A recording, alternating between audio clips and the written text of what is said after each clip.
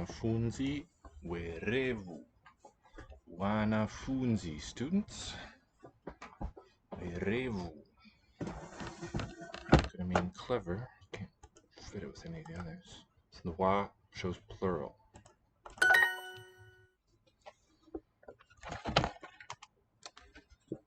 More than one person, plural, human. Mtoto, singular, child. Ni mnene. The ni is the verb to be. A child is fat, clever, fat. Nene. The on the adjective is agreeing with, is harmonizing with that m on the noun. Plural be wa. Yeye ni mtu mpole. So yeye, father. No, he. Yeye. He. Yeye. Baba, father. Yeye is just a pronoun. He, it's reduplicated. Okay. A person who is gentle, meek. So, noun followed by adjective in Swahili, but we put gentle, the adjective before person. Mtu. Human being, I guess watu? I don't think I've seen watu. Yeye ni maskini. This SK is very interesting. Don't see that much. I don't think we've seen it anywhere else. Maskini. Could be an Arabic word. That would explain. It looks like that. Why it has this SK. So what the issue is, so far, I think I've mentioned on other streams, Swahili likes to conform to syllables of this shape. It's just a string of those. You can have complex consonants like prenasalized.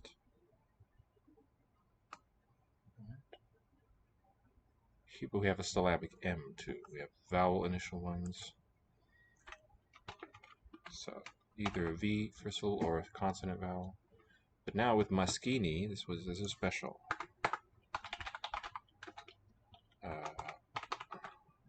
Because it has consonant vowel consonant, mas, ki, ni. Or I suppose it could be ski as an onset together. And it means poor. Yeye ni, he is poor. The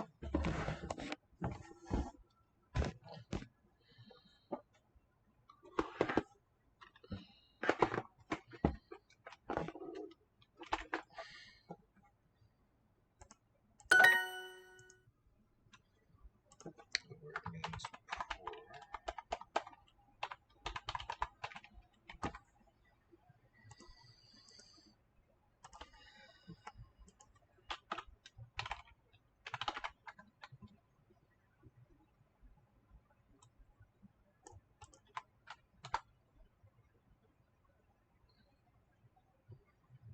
Finnish one and a Swahili one. Maskini.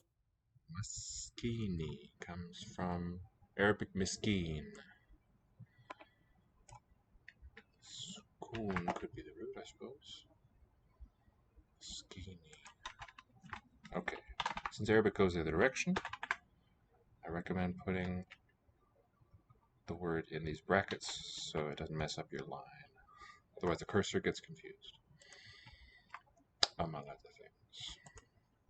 He is poor. Yeye ni maskini. Same word order that we have. Vitabu, plural books. Ni ghali. Books are expensive. Ghali doesn't, well.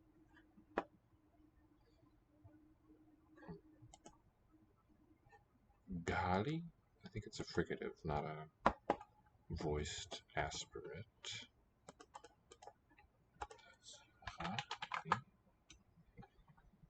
Ghali. Gali. Maybe just as a nod to the Arabic spelling with a gain, fricative, but I hear a stop here for the speaker. Gali. Meaning expensive.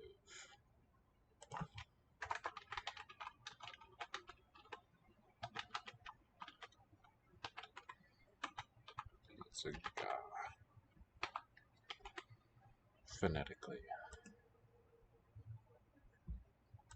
Ninapenda watu waaminifu. Aminifu. Okay, here I'll stop between those ahs.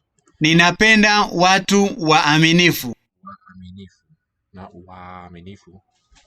But there's a discrete consonant-like event. It's constriction down here in the throat. Wa-amifu there. We have it in uh-oh. Ninapenda watu waaminifu.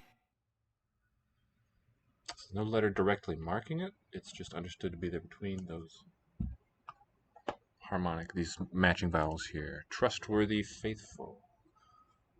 Okay, wa on the word for human, the noun, and on the adjective agreeing with it. Trustworthy, honest. Aminifu. Wa aminifu.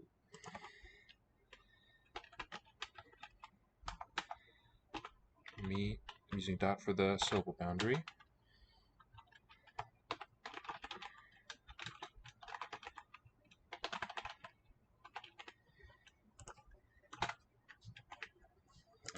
So, ninapenda. There's no subject pronoun outside of the verb. Ni is the I form. Na, present, I believe. Penda, like. I like people who are honest. Like honest people. So, object, noun, phrase, noun, adjective. Humans, honest. And then outside of that, the verb governing all of that. Single verb phrase. The ni, that first syllable, is a prefix showing I am the subject. Mimi si, this one expresses not be, not to be. Tajiri looks Arabic. Mimi, I am not. Tajiri, rich.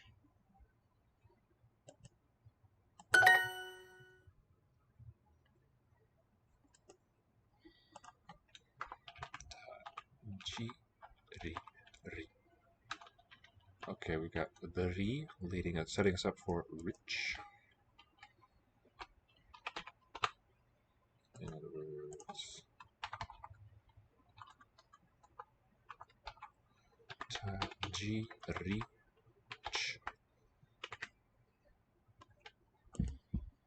Ninapenda watu waaminifu. Ninapenda, I like in the present. Watu waaminifu. Look at that. So not the standard to wa. This one includes a wa too, if that's the singular form. It could be nonsense because it's not the right answer. Let's not read too much into it yet. My child, it's going to be the other way around there. Child, my, is slim, I don't recall. But child is singular, mtoto. Now we're going to say belonging to me, it's going to end in angu. Wangu. Wangu. So the W there, agreeing with, not identical to the M, but agreeing with it, I think. Singular human. Angu, the stem there means my. Ni slim. Ni. Mwembamba. Okay, these could be those prenasalized stops. But the nasalization is part of it. It's a single consonant segment. And C, followed by a vowel. That's a type. So these are just all the various syllable shapes you can get. C for consonant, B for vowel. NC means prenasalized consonant.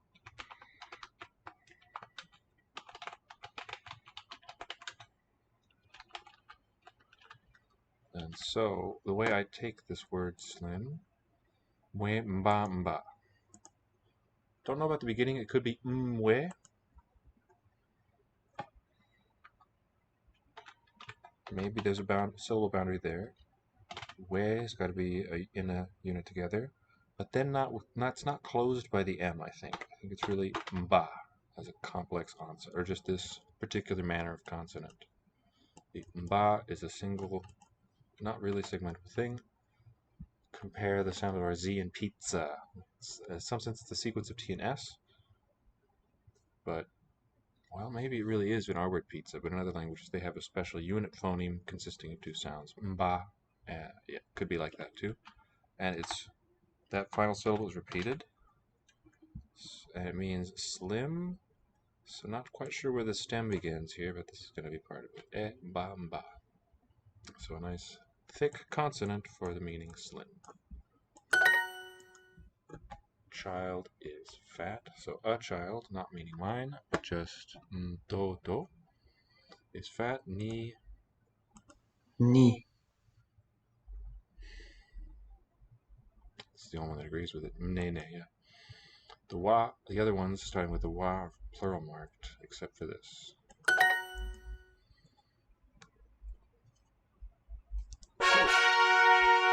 Welcome back to Lango Institute. I'm your VerbAlly.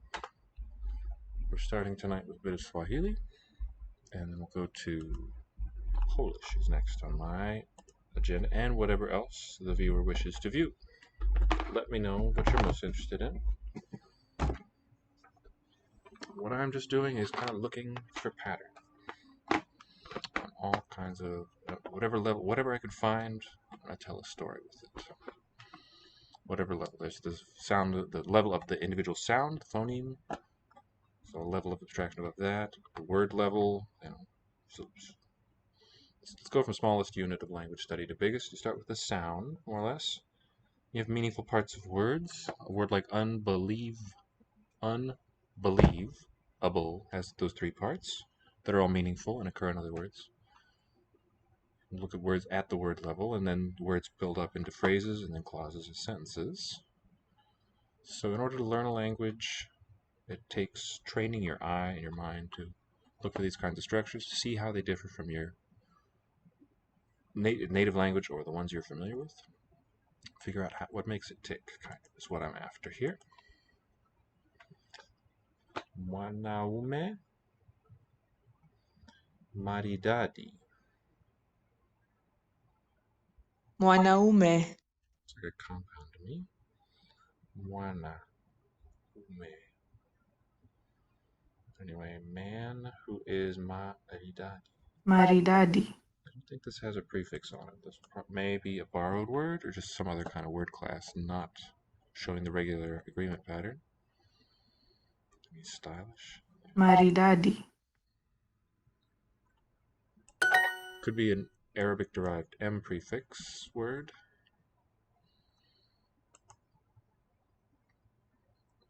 Na wewe pia. Wewe. Na wewe. Oh, and you, yeah.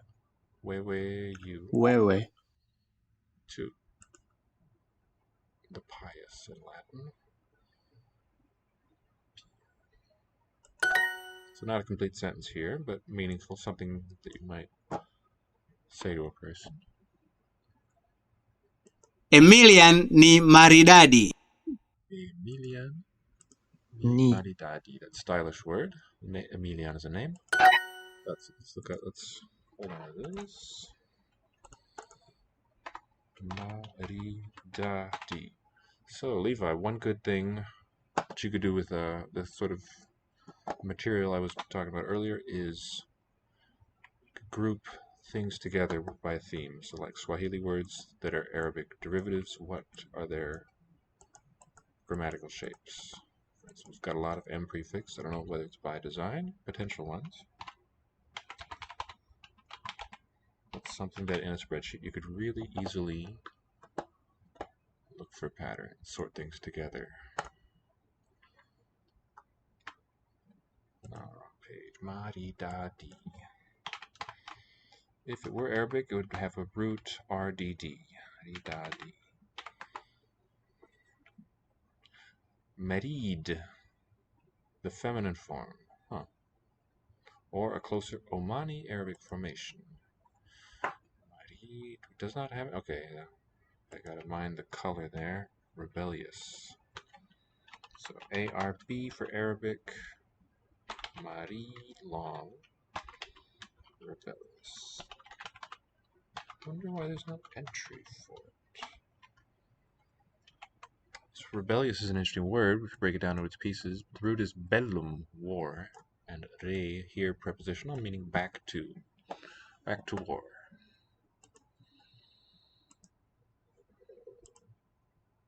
chuo, that may be the ki prefix in its form that it takes before a vowel. Ki would agree with the, so this would be the school and then big, great college, chuo. So as far as the order of components, noun, adjective, university.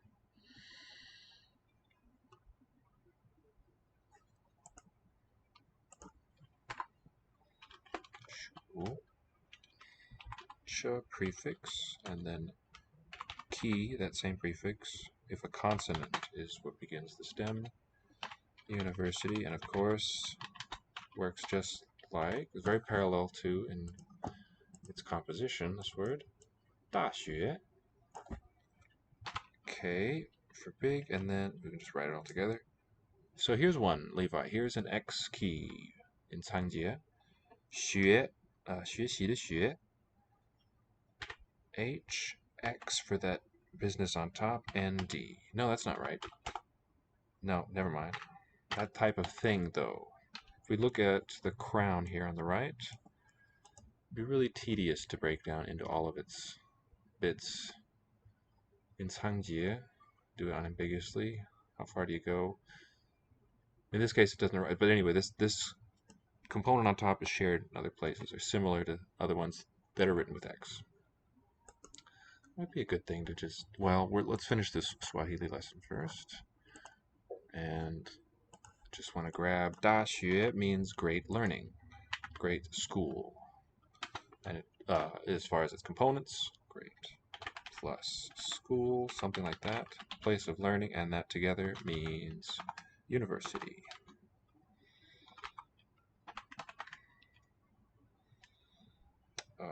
The Latin word university is, of course, related to universe, one turning.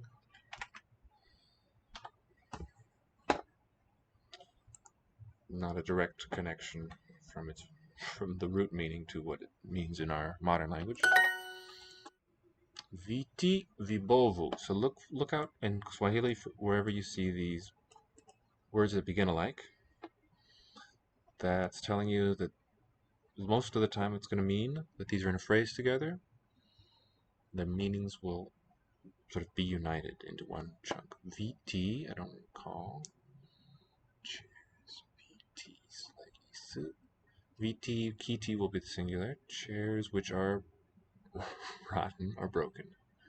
VT, vibovo, broken chairs. VT, using here the dot not just for the syllable, but also where the, let me use the dash, since I was using the syllable marking one. Here, dash where a prefix ends and a stem begins in these cases. VT, vibovo, broken chairs. Opposite word order. Not a sentence, just a meaningful. Rahisi. Cheap, easy. Rahisi. Don't think that's the prefix ra on there. Vijiko vikubwa. This could be a complex onset too. It's unlikely that B is closing this syllable, not kub. Kubwa. Vikubwa. So let's go and hear that real quick. Kikubwa, I'll look for. Singular form. Okay, it lists them here by stem. Kubwa. Bwa. I think the question is what syllable does the B belong to? Could potentially be there, like we might do in an English word, but Kubwa. when we listen to it, this bwa, it's a real heavy onset there, but I think an open syllable, like you see almost everywhere else. Kubwa, meaning big. Big spoons. Big broken, big cloth. It's plural. So Jiko.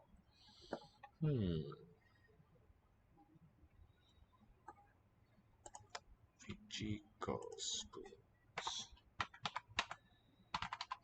And when you see this meaningful V prefix, it tells you that it's plural and that the singular would be ki. That pair of prefixes constitute this class, a noun class. Vijiko spoons.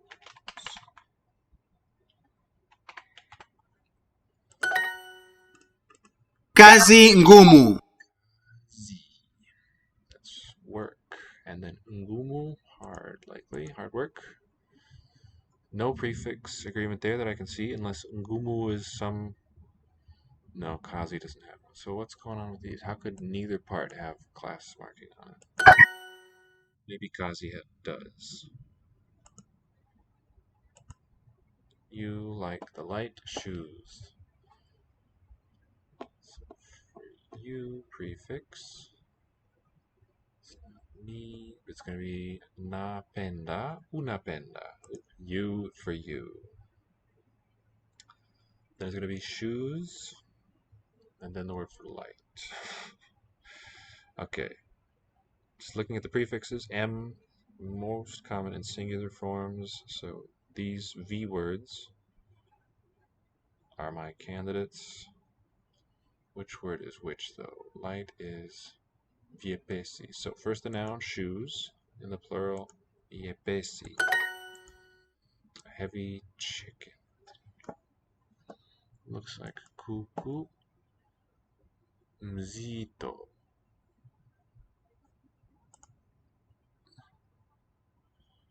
So kuku doesn't seem to have a marker on it, but mzito has that singular, I think. Tell me if I'm wrong, please, if you know the language.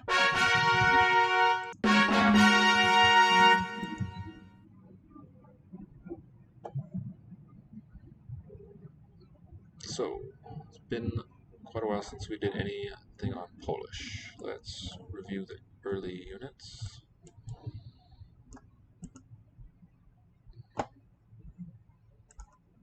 By the way, here's our new notebooks that we're putting out. You can find them on our website, languageinstitute.com/books. Scroll down a bit. These are empty ones, just for learning to write. We've got one. We're tailoring them to certain languages. We've got one out for Korean here. That's up. Okay, that's still true. And we've got one for Chinese that I think now is available. And we're working on one for Japanese.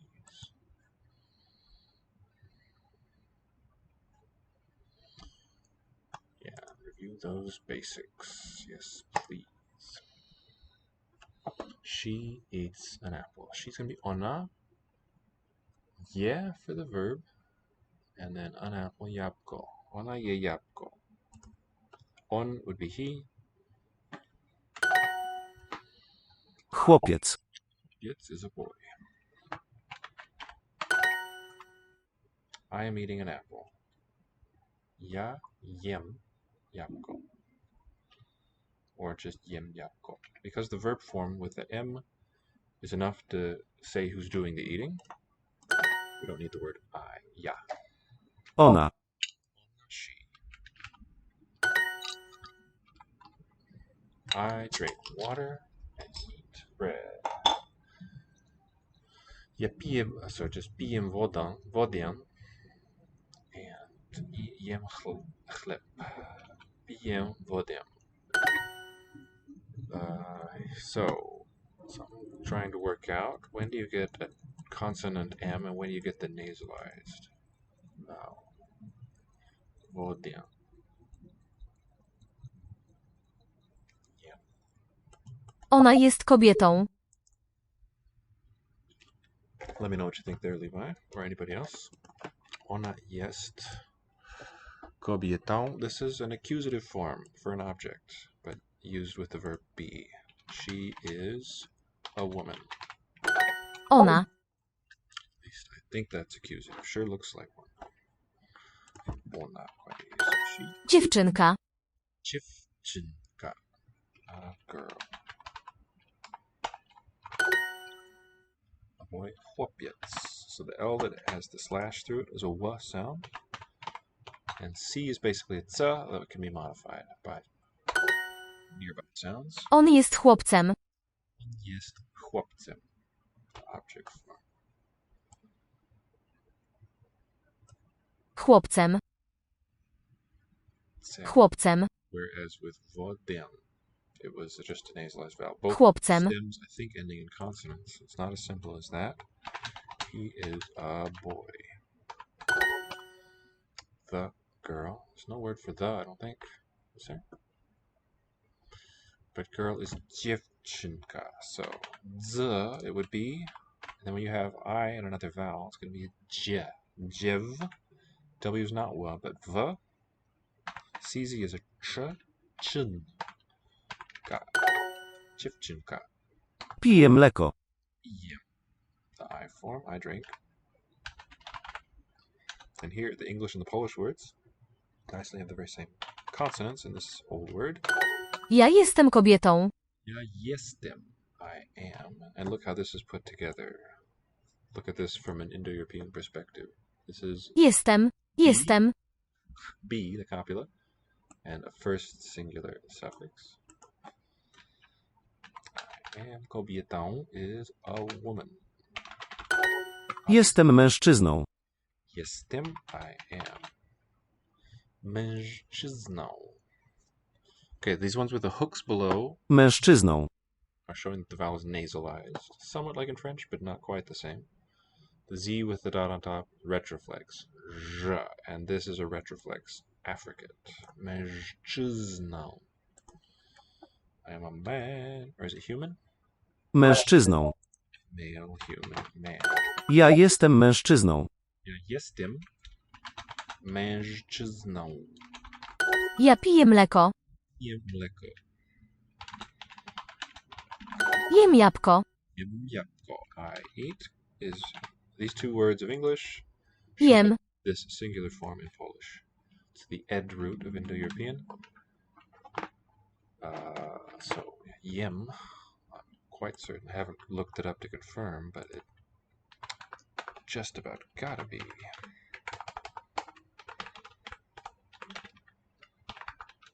Yeah, for the stem. The ending, I eat. The word eat is related. Ed was the root. So Indo-European form, that's what it comes from. Proto-Indo-European, the ancestral speech community 7 or so millennia ago, from which these languages descend. Not all the ones that we see, but this one that we're working on, and our native language, my native language, the one I'm talking to you in now. Ed is the root, or head, something like that. So the corresponding verb for I eat in Sanskrit is udmi. Got the same root from an old ed, it became ud, the vowel sort of lowering a bit, or centering. This was really schwa. And Polish lost that D that is preserved in this much older, and that final vowel. An apple, jabłko. Definite or indefinite. And that's a related word too. Jestem kobietą. Jestem, I am. Kobietą, a woman. He, on. So, in Russian there'd be no verb in this sense. Here it's jest. And chłopiec is a boy. Chłopiecem. Chłopcem. Okay. Chłopiec, like this, would be the nominative. We lose this syllable, that diphthong, and add m. Chłopcem. That's what happens. So you could call it a truncation of the stem. If you think of in morphological terms, what happens to each meaningful part. In terms of the rhythm of the whole word, it's syncope, loss of a vowel in a medial syllable. A woman, kobieta. This is the nominative, no modified vowel there. And then she eats is ye. Ye, third singular. Oh, when we label the language, it's helpful sometimes. Sanskrit, one of the older Indo-European languages to have been written down. And this form, ye, he, she eats, with a zero ending, would reflect Sanskrit ati with assimilation from older Indo-European edi. So this H is kind of a hypothetical, reconstructed consonant, not heard directly. the classical spelling of IE from scholars a century or so ago would have been something like this. Iti. So again, change of the vowel in Sanskrit and adjustment of the consonant, assimilation. This is the underlying form. It would have sounded like etsti. And udmi, that's here. The verb form would be, for this one, I should put these in the same order.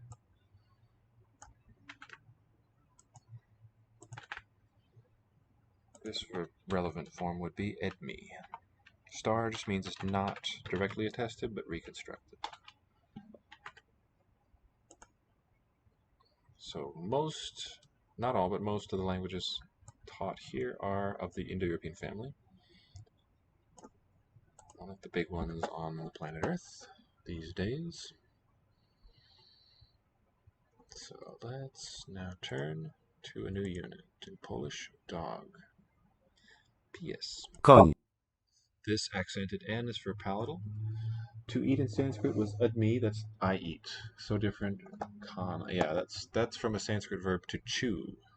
This verb eat, you see turnover of the words there, yeah. Is there a word annam or anna, something in Hindi? I don't know, but that would be, it's an interesting one. Excuse me. SKT for Sanskrit, the verb, not the verb, derived from a verb root. It's a noun form, annam, neuter noun, means food. That one comes from this root. It was udna, not ed there, but some kind of participle-like derivative of the eating. So eaten stuff, food. Like German essen. Essen is the German cognate, infinitive form used as a noun, and the language there, G for German. Okay, back to Polish. Kaczka. Kaczka, that's that retroflex affricate, that's voiceless. Pies. Yes, single syllable, quite like the Spanish diphthong, I think. Yeah. Kaczka. Pies. Yes. Not two syllables, P-S, but yes. Kaczka. Pies. Koń. Sounds like a long O, interesting. Kaczka. So I think this nya would in Russian be a regular N, and then the soft sign. Coming from an some palatal, some final I-like vowel in Proto-Slavic. Kaczka. I guess there. Kaczka, a duck. A female duck. Pies. Yes. Kaczka. Koń. Koń. Okay, he's got it with a short vowel. Kot lubi mleko. Kot lubi mleko. Lubi looks like the verb of loving and enjoying. Kot, the cat. Kot. Lubi is a third singular form. He, she, it likes milk. Kot lubi mleko. Kot lubi mleko. Word order just like ours, except it omits the. Cat likes milk. Subject, verb, object. Kot pije mleko. Kot pije This one without modified vowel letters is the third person. Mleko. mleko. Cat drinks milk. An animal. Alright, let me not yet switch over. Zwierzę. Zwierzę. Zwierzę. Look at that. So the R and the Z are sort of telescoping into a single sound. Zh. Zwierzę. Zwierzę. So, yeah, fits together in a single syllable. We have complex onset. But I think an open one. Zwie is the open first syllable. Zhe is the closed second one. Zhen. An animal.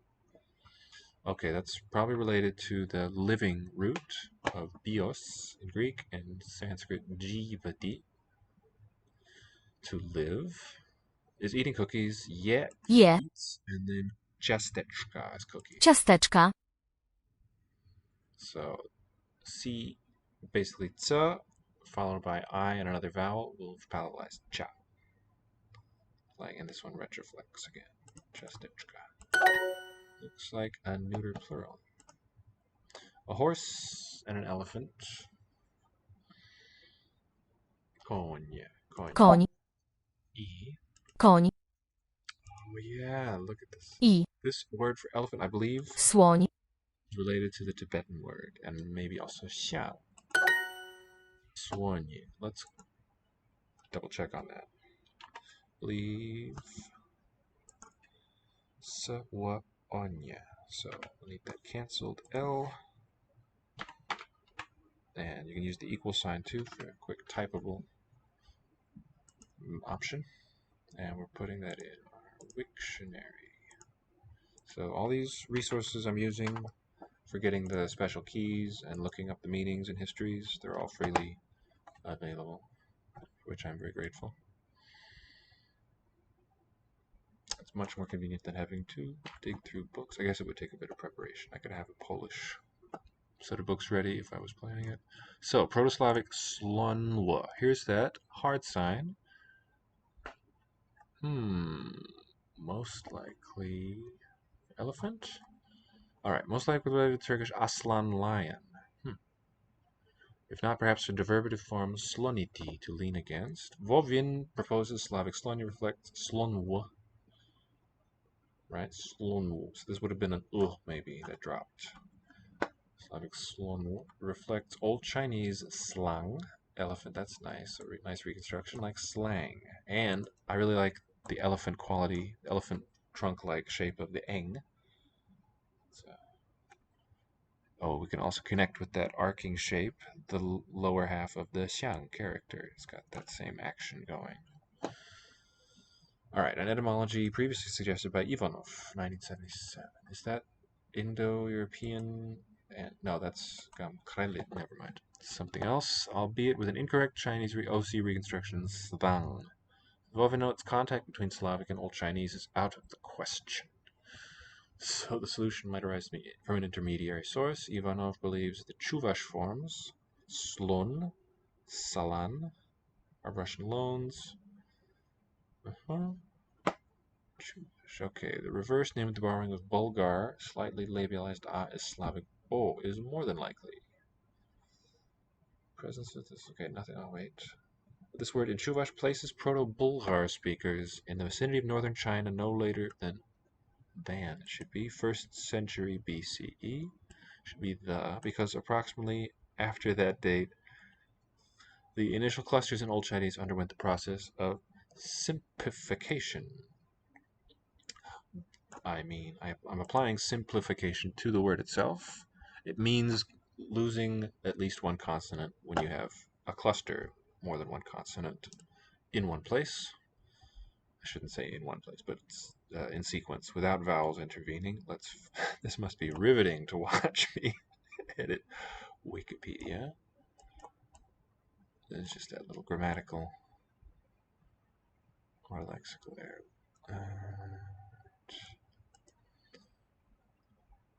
Okay, no later than. I'll be able to sleep well tonight having done this. The 1st century BC, because it's approximately after. Doesn't quite work for me, but I don't have a better one to hand. If you could think of an elegant way to phrase that, the intended meaning, I encourage you to do so, gentle audience. Horse and an elephant. Okay, Swanyu was what got us to. It looks very much like the Chinese and Tibetan words. What is Tibetan for? Wow. It's another rabbit hole. An elephant rabbit hole that we won't go down. Very intriguing how words might have been crossing the steppes of Asia there, millennia ago.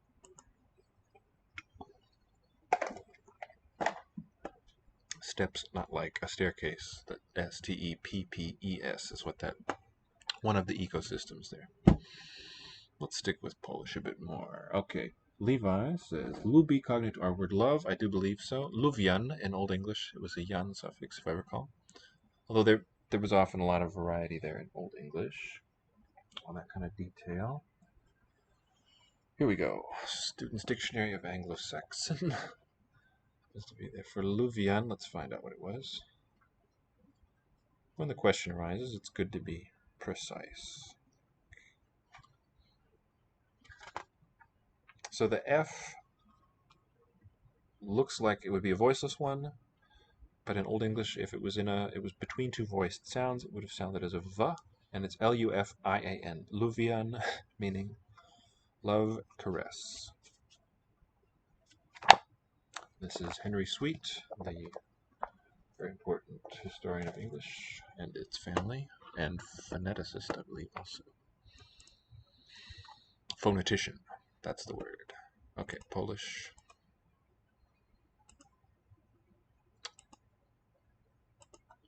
A mouse. Tygrys. Tigris. And the Y is that, I think, high central, right?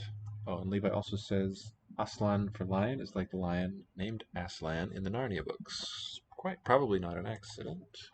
I don't know if there's any connection between our lion Leo and that lion in Aslan. I think C.S. Lewis was not ignorant of the languages of the world. He probably had a model he understood well for that.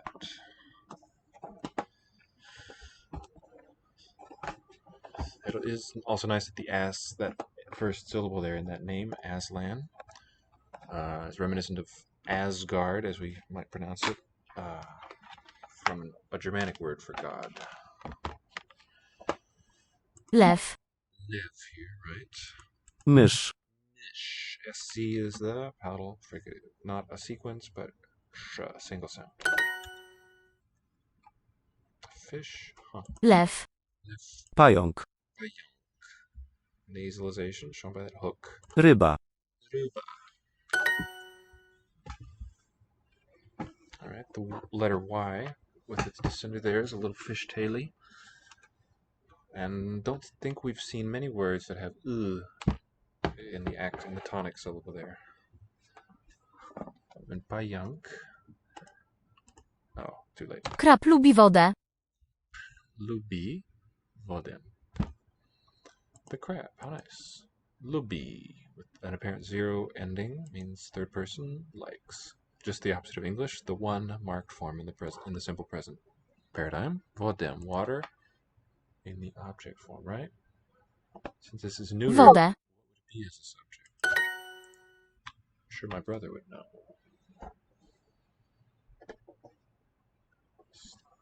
Okay, what are we doing? A bird? Lew. Okay, so a V basically for a W, but in this position, word final, I hear it devoicing. Ryba. Lew. Sounds like L-E-F, lef. The lieutenant. Ptak. Oh, you know what this reminds me of is that noun psittakus for parrot. Let's look into ptak. Or it's the pte root, pet root of Indo-European meaning fall or fly. Ptak. More likely that.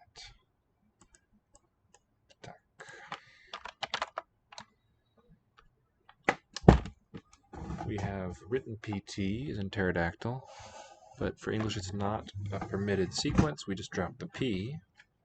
In Polish it's pronounced. To pass, oh, wrong one. From petr is the root, with a laryngeal consonant there, to fly. Patati in Sanskrit.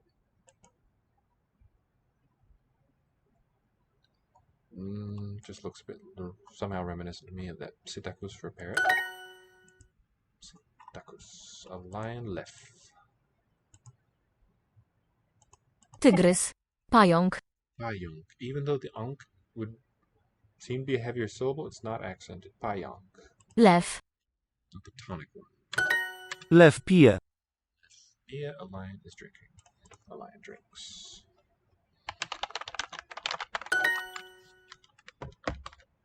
A tiger, tygrys.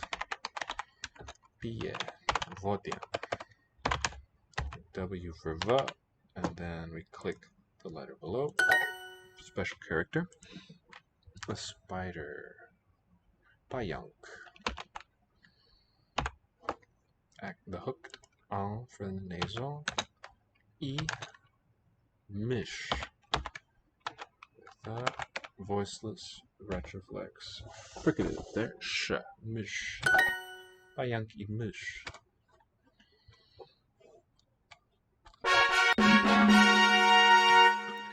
Cool.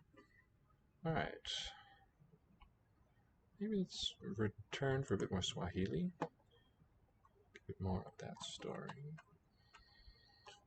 Ji and Ma is our next theme. Johnny Leaf, I guess? Shamba. So probably the nasal. This M can be syllable by itself, or it could be mba, a pre-nasalized stop. Gazzetti. Where does this one come from? We have gazette, gazetteer. Shop. Johnny. Duka. Oh, you know what? Dukan, I think. Isn't there a Hindi word, dukan, for shop? Majibu. Jibu. I believe a plural suffix of a prefix of a different class. Yeah, plural answers. Jibu. Be the singular here. Bridge. Gazzetti. Johnny. Daraja. Raja. It directs you. This is kind of like that reg, root of Indo-European. Rule and show a straight line. Farm. Daraja. Okay, that's Shamba, the farm. Jembe langu. Langu belonging to me. Jimmy the drum? No. My hoe. Majani ya chai.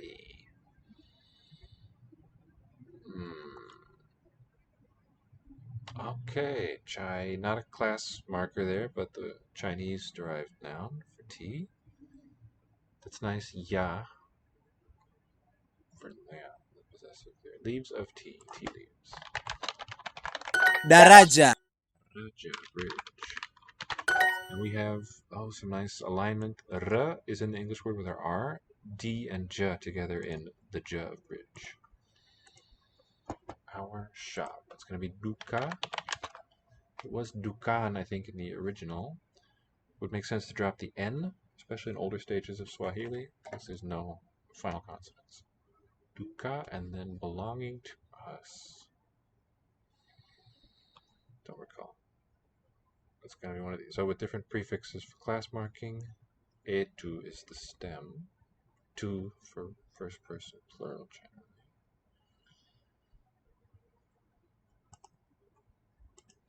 Letu, an L prefix for this noun. Whatever class that is. My hoe.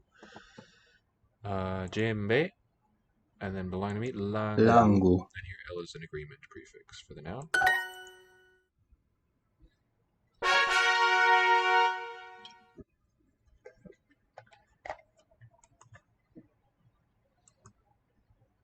Looks like, oh, look at that. What does that remind you of, Levi?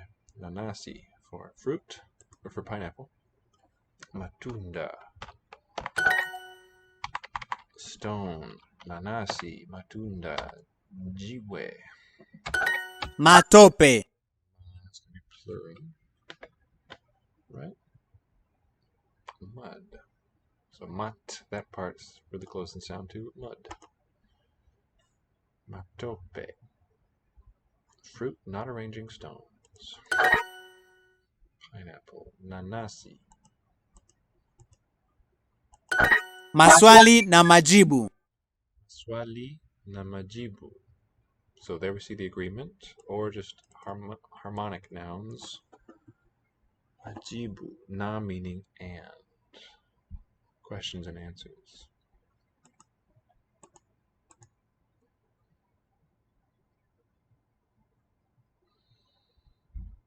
Our word answer has that SW.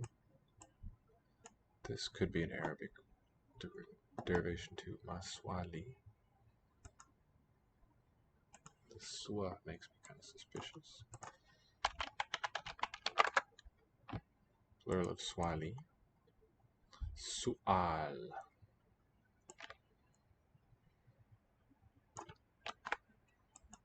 Okay, and the little two-shaped one above the wow, Hamza, it's called, shows a glottal stop. Su'al, I think it would be. For question. La swali.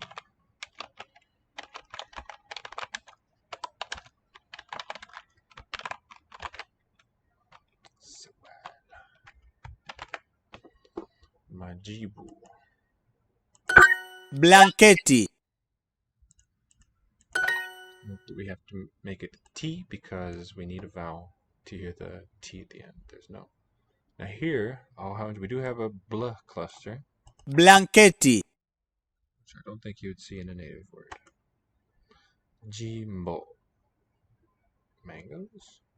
Province, state. Jimbo. Mashauri yenu. Mashauri yenu. Issues, advices. Your issues. Something else went wrong. Advices. Your issues. Mashauri yenu. Fruit trees. Matunda is for fruit. Miti. Matunda. So Celtic word order here, for instance. Celtic and Vietnamese have the same thing. Head first. Trees of fruit with no word form showing the meaning of. Yeah. Okay, wrong. We do need this. This is like of, I guess.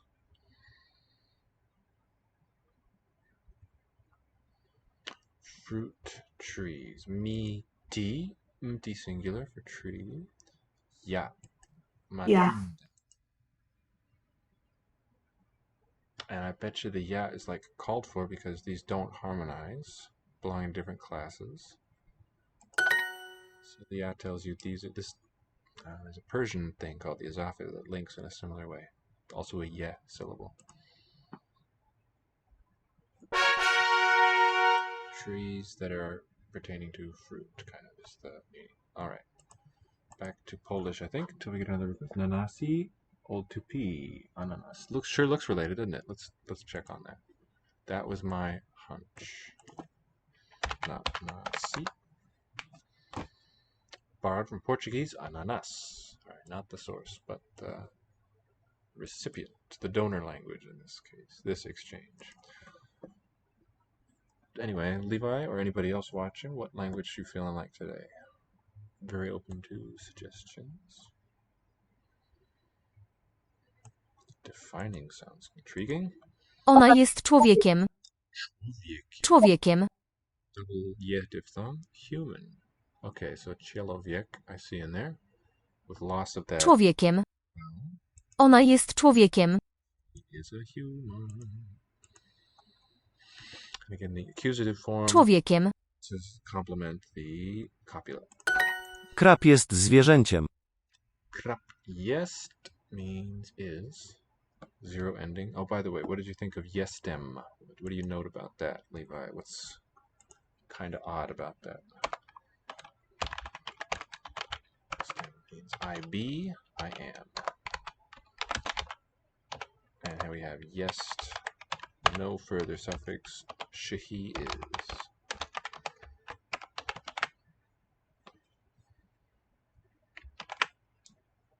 Polish has done something special. This verb s is all over Indo-European. In nearly every branch, if not quite each one. Not sure of any, don't know of any exceptions. Root being hes, or s. And the form st, third singular.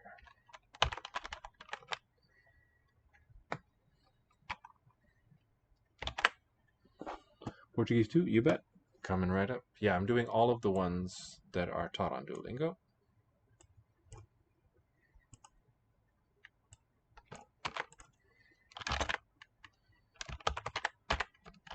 Quite enjoying Portuguese. So, a crab, the crab. Jest is that animal word, an animal. Zwierzęciem. Krab jest zwierzęciem. Zwierzęciem. Zwierzęciem. Middle syllable is where the tonic accent is. Ciem. Zwierzęciem. Krab jest zwierzęciem. Zwierzęciem. Jestem kotem. Jestem kotem. I am a cat. Człowiek i zwierzę. Człowiek i zwierzę.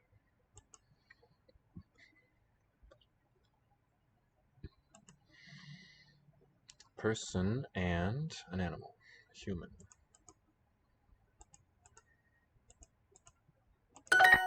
Tak, przepraszam. Przepraszam. Przepraszam. Tak, przepraszam. Be voiceless. This ż. Przepraszam. Przepraszam. Retro. Przepraszam. Yes, sorry. Pies to zwierzę. Yes was the dog. To zwierzę. Zwierzę. Interesting. To also means he, she is. Different root? Is it a... What's going on? Right? He is. Zwierzę. It is. This is. Okay. Eta. This could be the pointing word of Indo-European, is my guess. Which comes into English as the and that, this and so on. To. So Sanskrit. It's one of our deictics. We have ya for things close to us, or e is what we had in Indo-European. A ta for far away, qua for asking a question, and ya for a relative, correlative. Stems. To. So Greek has to, the article. Sanskrit has tud, that. English that. E for English. This word that, and so on. Is my take on this to. Animal. So what that is like, if that's true, if this to comes from the pointing word, then that mirrors what happened in Chinese. The word shi was originally pointing, saying this, and it came over time to be a verb. At an early stage in classical Chinese, CLCH, classical Chinese, meant this. Over time, in modern Chinese, it means be. It's gone from a pointing word into a verb. Seems to be, might be true of this to as well. In Polish, a dog is an animal. Let's just check on that intuition. There's going to be many words spelled that way. We can hashtag specify language name. From Proto-Slavic to, Proto-European tot. Is that one? Yeah. This nearby. Then. Okay. So it's not really a verb yet. Seems to. It looks like it would be here. Its placement in the sentence. Human eats meat, but that would be a verbless sentence of Polish then. Human.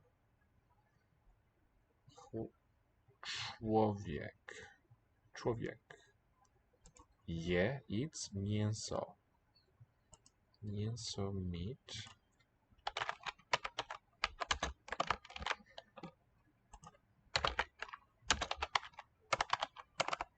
Our word member is from the Latin cousin of this word. And Sanskrit for meat, mansa. So, but with all caps here, I mean that word itself is connected to this through Latin. Originally like body part, so meat, flesh, and the body. Mięso. The kind of similar there. The capital M shows just a weak nasal, not fully closed in its articulation. That's kind of how it comes out in this Slavic language as well. Mięso. Cat, kot, will be to. Kot to. Zwierzę. Zwierzę. But it's got to be no. Zwierzę. It's not the object form, underlining that it's not a verb. just its placement in the sentence makes it makes it seem like one, suspiciously like it. It doesn't have a suffix or a root or anything. It has no structure. Crab is an animal. Krab. To. Krab. To. Topic. As for crab, that, then another sentence as the topic part. To, that is an animal. Zwierzę. Zwierzę. Krab to zwierzę. So quite unlike the English in terms of its structure. To say these things where it's not a human subject. Very interesting. The root jest is from the third person SD, right? So from Indo-European perspective, when you see yestem, it's got too many endings on it. It's got the third person endings. T is third person, M is first person, which is like the words for divinity in Spanish and Portuguese. So in ES, Espanol, we have Dios, it's a male divinity, Diosa, for a goddess. It's got too many gender markers on it, if you think about it, historically. You're cursed with that knowledge. Warzywo. So RZ for a single ż sound, voiced. Warzywo. Warzywo. Warzywo. Warzywo. Czy jesteś mężczyzną? Jesteś. Czy. Okay, this is like that. Esperanto chi, I believe. Czy. Czy. Is the case, an up-down vote. Jesteś. Jesteś. The second person one. Jesteś. So as a quick workaround, I'm going to use S and slash together for that sh palatable. Means you are.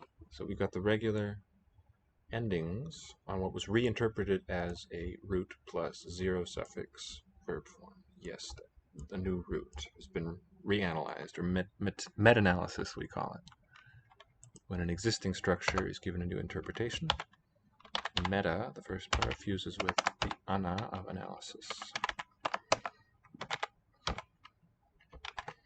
Sort of a cognitive resegmentation. A reinterpretation, resegmentation. So some languages have words that have structures. A language like Vietnamese does not. Words are just unanalyzable wholes. W-H-O-L-E-S, not H-O-L-E-S.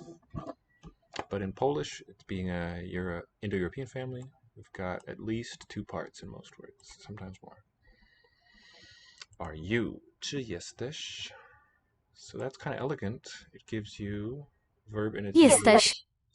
second position, and you have a question marking czy at the front to get the listener's attention. A human. Are you a man? Czy pomidor to warzywo? Czy. To. Oh, pomidor is a word. Pomidor. Czy pomidor to warzywo? To. Warzywo. That is the potato a vegetable, is my guess. Tomato. Look at that. It calls to mind pomme de terre, the earth apple from French for a potato, but it means tomato. Pomodoro of Italian. There we go.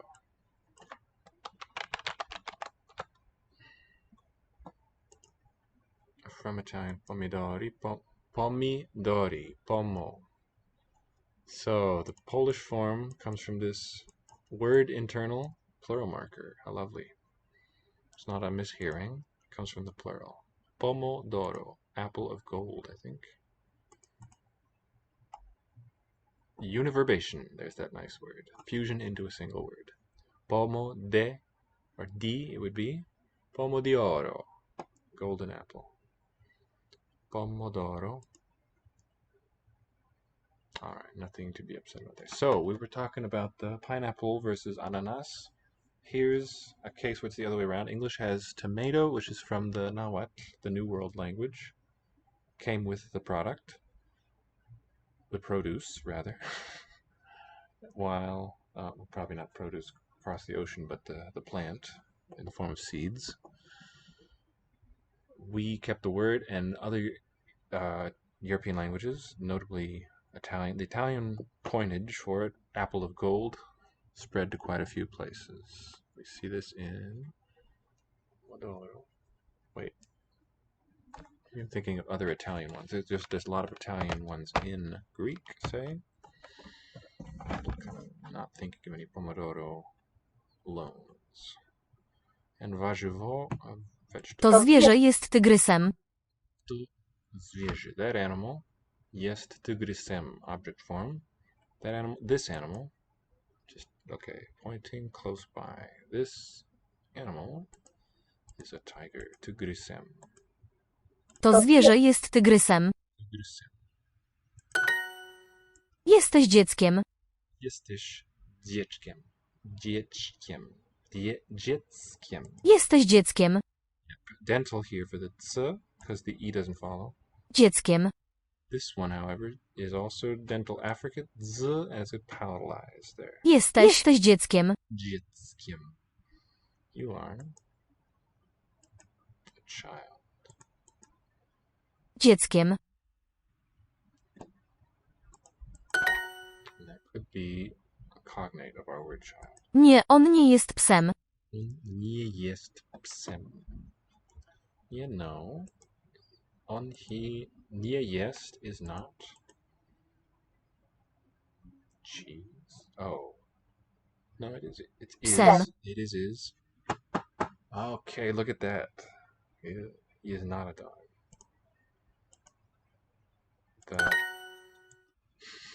Wonderful. Pies was the singular dog. Psem, singular nominative. What I mean to say, singular subject case.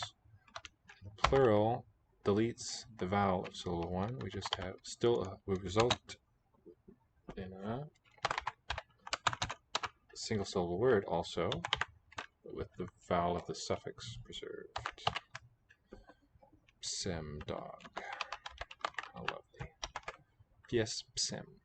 So this kind of a pattern was common in Indo-European itself, and tended to lead to words being sort of remodeled over time, like the foot word. It would have had forms like badum or bados with a cluster, but like Latin would have just pedis with the vowel restored, the vowel of the nominative. This animal is a tiger, so to zwierzę To zwierzę jest tygrysem. No, he is not a dog. Nie, on nie jest psem. Nie. Nie, on. Nie, jest. Nie for not is kind of cool because German has a word spelled this way. Nie, never. Jest psem. Psem. Just intrigued to look up the structure, the etymology of nie. Well, it's probably related to ye.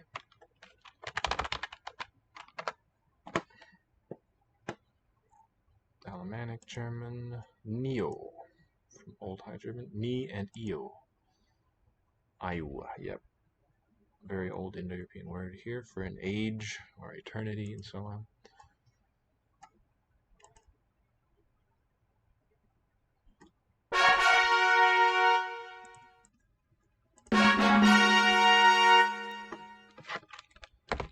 Alright.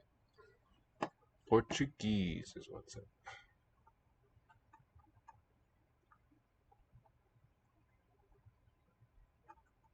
There you go.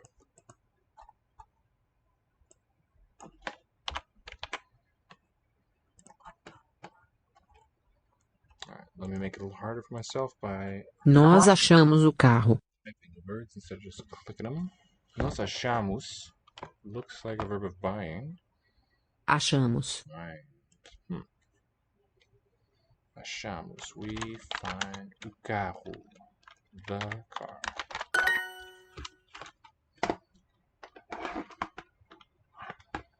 Nós bebemos suco. We drink juice. Nós bebemos suco.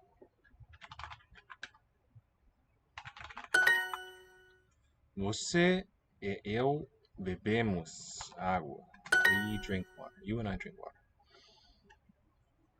You and I conjoined. It includes the speaker, and it's more than one person, so we say we for the mos. Eles comem a maçã. Eles means they, not specifically all feminine. Comem, they eat. A maçã, the apple. Looks like a, but it's definite. And maçã is like Spanish manzana. And it's in terms of the order of the components of the sentence: subject, verb, Comem. object. Eu Like, peço bolo. like English and like most modern European languages, though not all. Eu peço bolo. Eu peço bolo. I peço way. Peço. Ask for, like petition. Bolo, a ball. Bolo.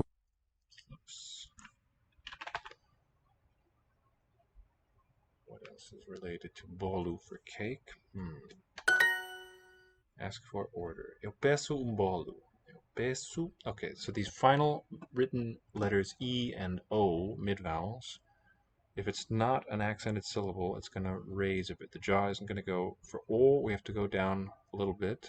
The jaw lowers. But for U and E, that lowering doesn't happen, so it's a bit Peço. easier to do.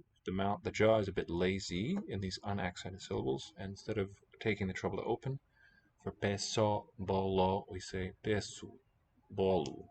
Eu peço peixe. That's peço, I order fish, peixe. Eu peço peixe. Eu vejo a borboleta. The spelling is a little out of Borboleta. sync with modern Portuguese in that regard, but as English speakers, we can't throw any stones there. Eu vejo. Eu vejo a borboleta. So, Ah, vejo. look at that. Vejo.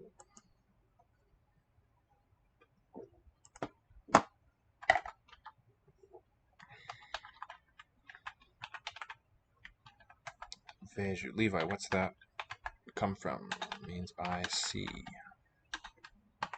Portuguese is a daughter language of Latin, and many, probably not all, but many verb forms can be traced back directly to Latin as it was written 2,000 years ago. I see the. Eu is the pronoun ego. Vejo. See. A is the. Borboleta. Beautiful. Pilipala. Pilipala. Borboleta. Leta. Accented there. Butterfly. Video. That is my guess as well. Vejo. Video means I see. And the Indo-European root, full form, full grade, wade. To see, we have wit from the same source. Wit, wisdom, vision. The oid suffix of Greek comes from this, wade. Humanoid, that one. Eu ouço os pássaros. Eu ouço os pássaros. Ouço. What's this one from, Levi? Ouço. The C with the little hook under it tells us pronounce as a voiceless S. Ouço, I hear. What is the Latin ancestor for hearing? Os pássaros. Note so in Swahili we saw the prefixes harmonizing words. In Portuguese, it's the other way around. It's the endings. This article looks like it's all ending. It just agrees perfectly with the noun. Os pássaros. I hear the birds.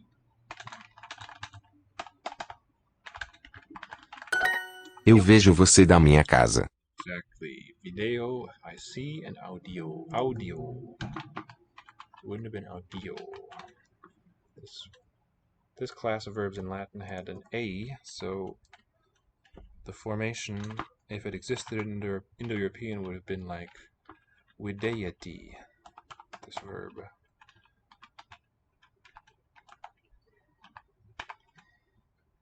It's all reconstructed, maybe something like that. The formation is with this A suffix.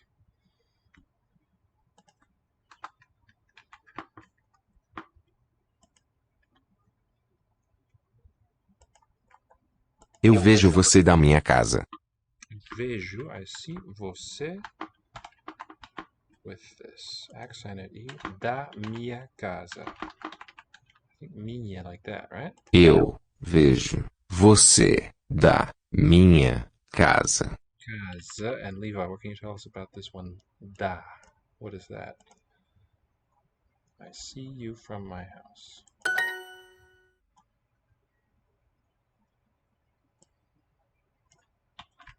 It's ostensibly, this looks like just 3 words, but it's really more than that. From my house. We find food. Nos achamos comida. Oh yeah, comida also has that ed root that we mentioned earlier. So German essen, the s part is from ed.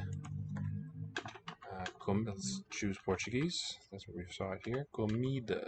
Com is the prefix for completeness. Id is from ed.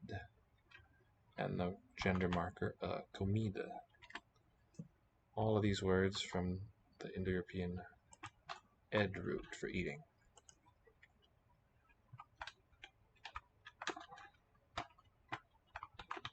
Some consonant there means eat.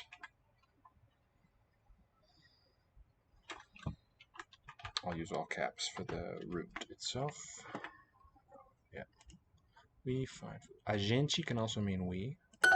Maybe us. Maybe just for the object. Eu ouço os pássaros. Ouço os pássaros. I hear the verbs. Eu Ouço. ouço os pássaros. Eu ouço os pássaros. So, su, Eu ouço os pássaros. sus, and we don't have a long vowel there. They sort of fuse into just one beat of vowel.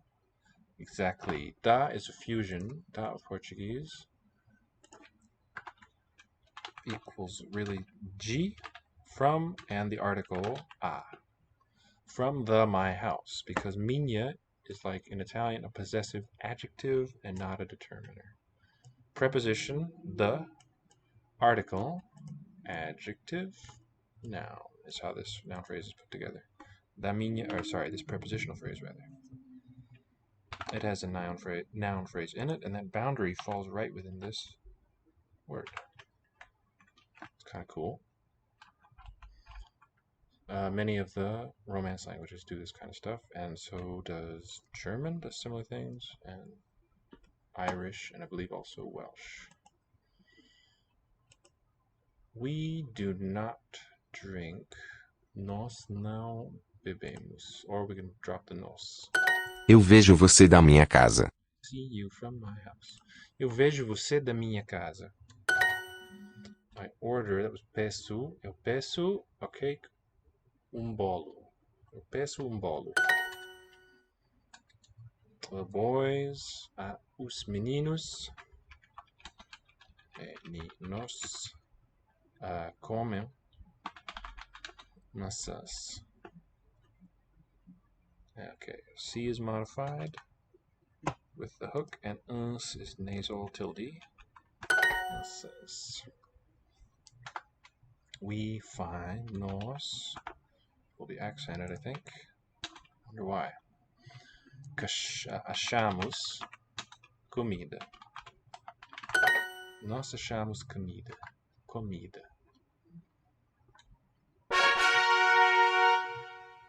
So my impression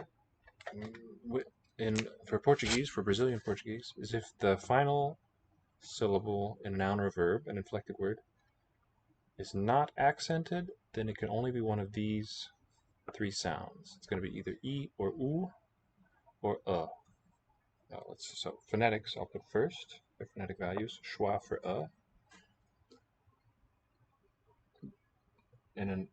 In a weak syllable at the end of a word, you can only get one of these 3. Portuguese as a whole has far more vowels than just these, but in that position of a word, it's limited. The spellings there would be E, maybe I, O, and A. So this triad is always possible in that position. There's just only so much you want to open the mouth in that place of a word. Okay. Ele não erra. No. Ele is he. No, not. Erra. Ele não erra. Is not wrong. Erra. Do you know this one, Levi, where this comes from? Erra.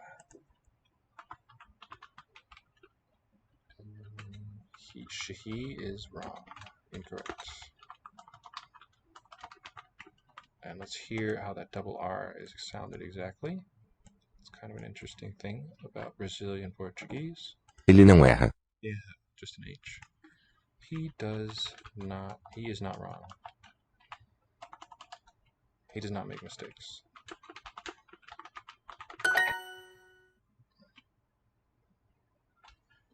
Error, exactly. Error is related. The Latin verb errare. There's a nice saying.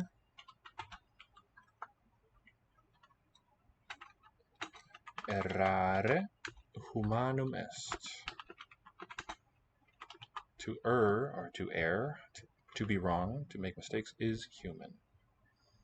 So, verbal infinitive, when you need that verbal meaning, but to play the role of the noun in the sentence. In the drama of the sentence, needs to be nominal, nouny. To make mistakes is human. And we even have this verb. It's not terribly high frequency. To err or to err. I've heard both. It's human. Everybody makes mistakes.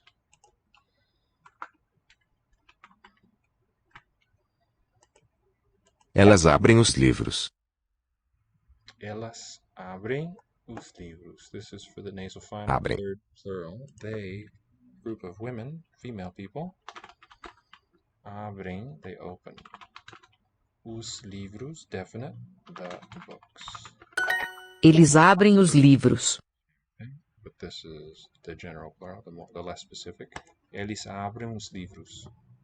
Ele sabe. Ele, he, sabe, knows.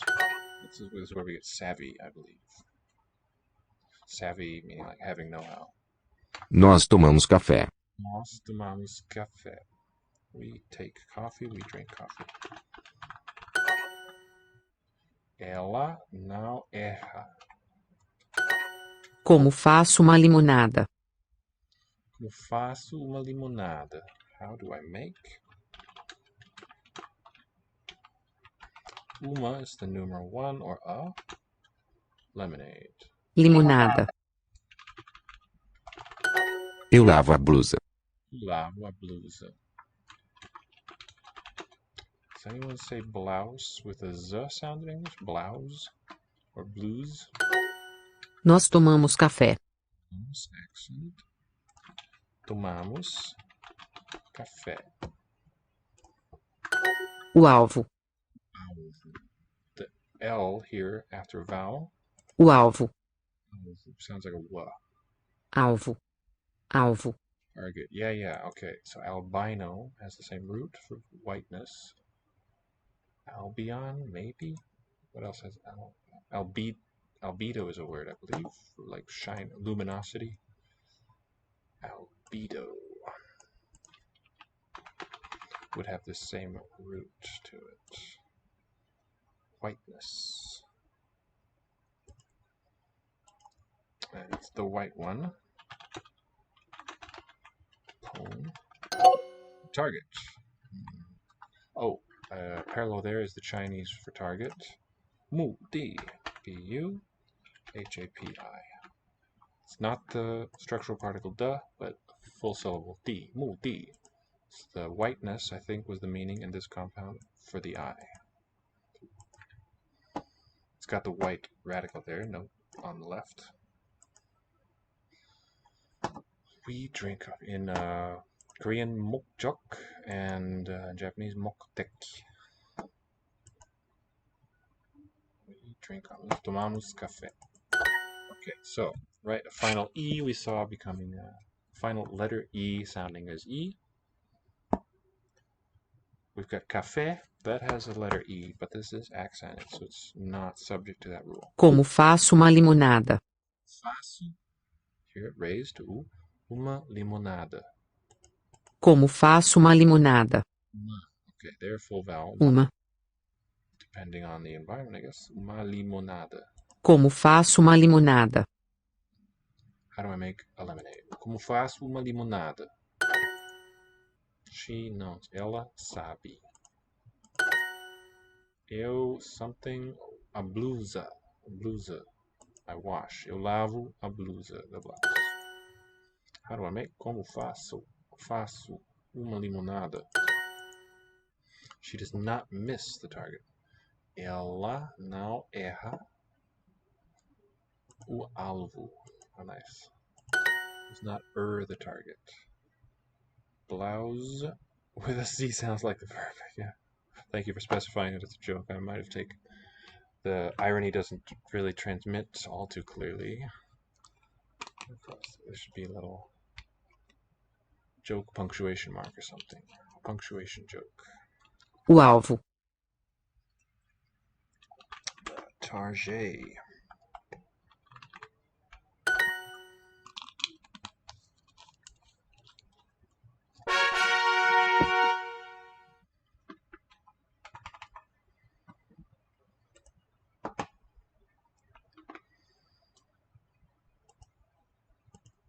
Eles querem uma camisa. Querem for need or order? Querem. Want. Quaiso.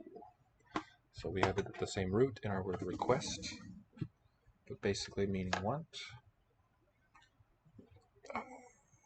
Uma camisa. The German relative there is Hemd. And it's a question. Do they want a shirt? Note the word order is unlike English and our closer family of the Germanic languages. For a yes-no question, we've got to have verb first, then subject, but here we've got Eles querem uma. They want a shirt? Well, we can have that in modern English as a question, but it's not the traditional way for our language family. Ela chega com o bolo. Ela chega. Arrives? Chega. Llegar. Interesting that it's voiced in Spanish and voiceless here. Usually the other way around. She arrives como bolo, with the cake. Quando ela chega? That's one way to make the food healthy. Replace K with L. Quando ela chega? Oh, and C with a K. I guess you'd have to do too. Quando ela chega? Quando ela chega. When is she arriving? Quando. I think directly from Latin. Just note very, very little change. Quando. Ela, she. Chega, arrives. When she arrives. Hoje eu cozinho frango.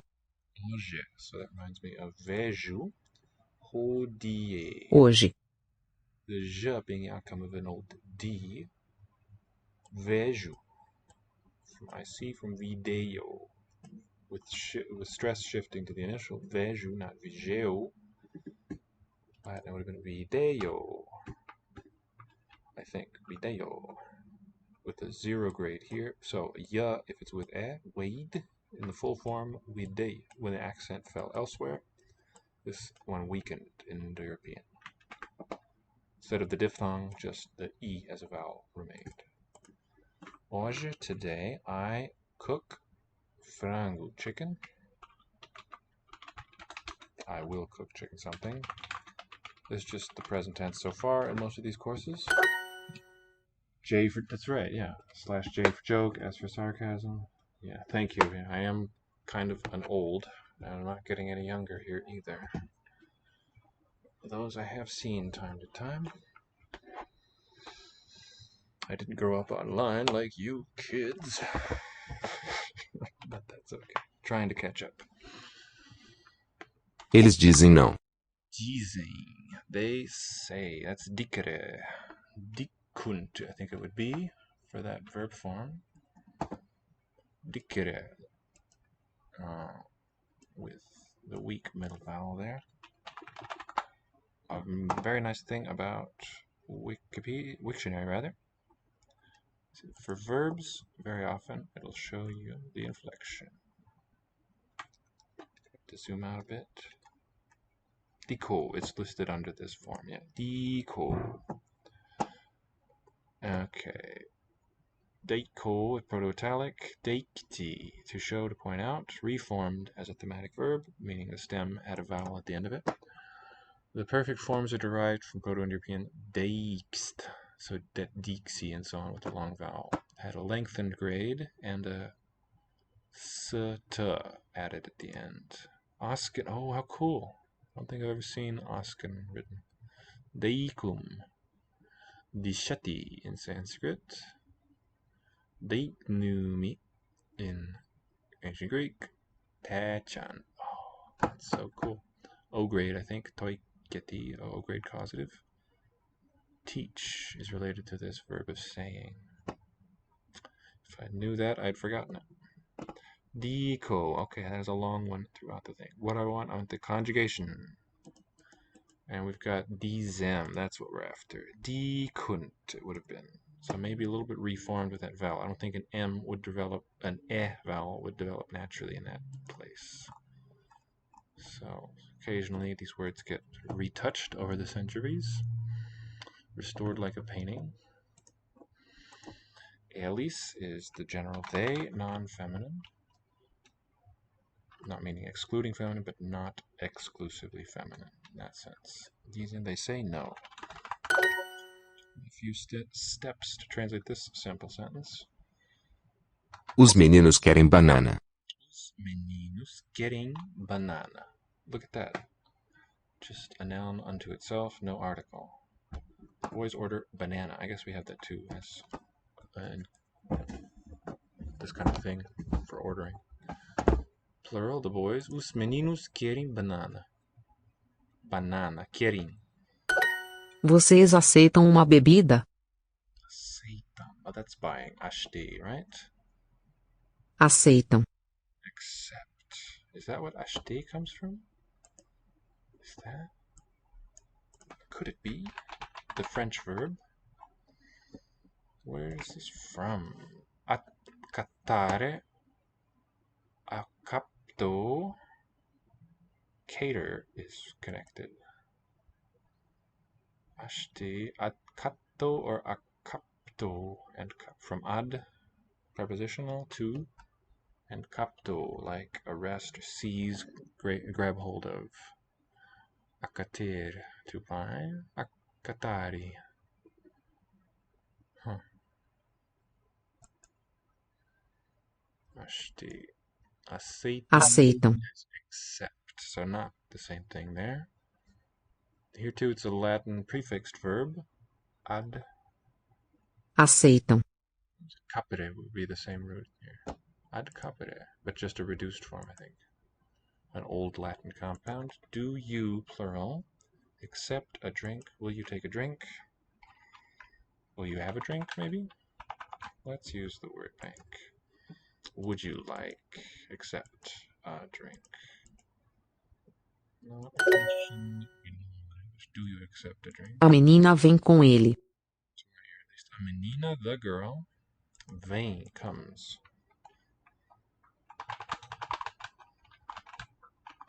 Her. Come with him, silly me. Girl comes with him. Vocês aceitam uma bebida? Aceitam. Okay, and this is Aceitam. grammatically it's the third plural ending. Vocês. It's really a noun repurposed for a second person. Your graces, do they accept a drink? Vocês aceitam uma bebida? Vocês. Eu conheço o menino. Yes, it's cognosco, to know, to recognize. I know the boy. Or child, I suppose it could mean too. They say no. Eles dizem. That's interesting too, that it's a z. Now. And now I wouldn't say is the object, it's a quotative construction. I guess in some sense it's the object, it's the thing that is said, but I don't think it would be accusative if it were a noun. Ele vem com a menina. It wouldn't be bound by that constraint to show that it's governed by a verb. Ele vem com a menina. He comes with the girl, is the meaning? Ele vem com a menina. Com a menina. Does he link it? Ele vem com a menina. Right. L com. Koma, but in the Japanese style, koma, without linking, without. What's another word for that? Slurring the words. I know the boy. Eu conheço o menino. There it is. Eles não vêm hoje. Eles não vêm hoje. They're not coming today. Eles não vêm hoje. He arrives with a snake. Ele chega com. And then is it com with the snake? Is it o boa or a cobra? Ele chega com a cobra. That's it. Not boa, but cobra for the general snake term. Eles something uma camisa. Because this is plural, the verb's going to be in the third plural form. Querem. A menina vem com ele.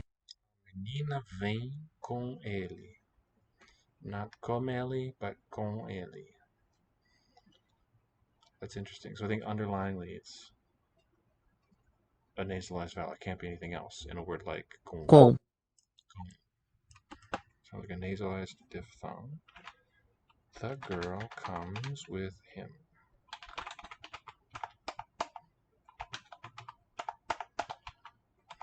Good grief. Girl, yeah.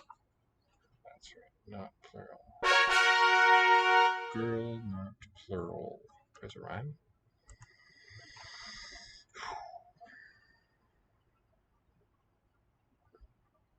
Quite a long unit here. Let's take a break by going over to some Chinese. Need to,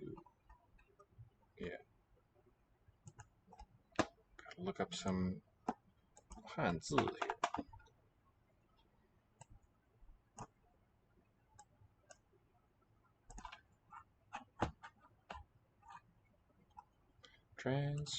Transport.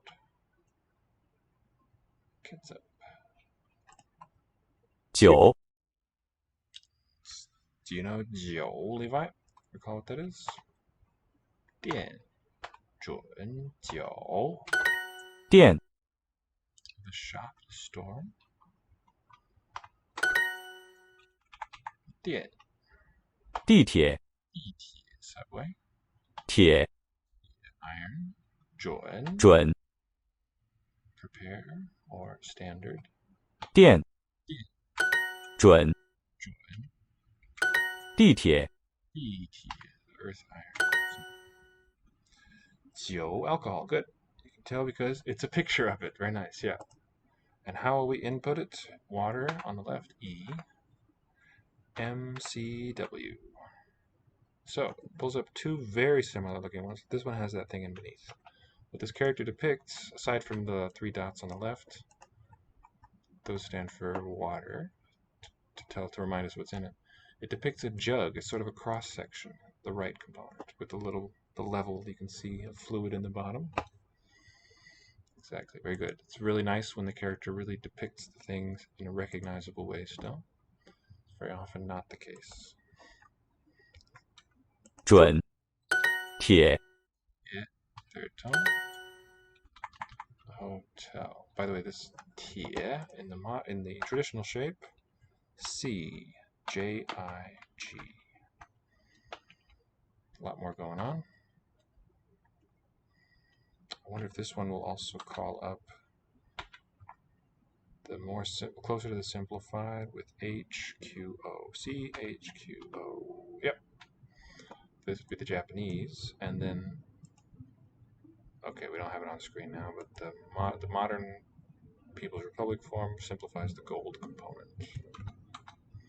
So these two are traditional and simplified variants of the same thing, same word.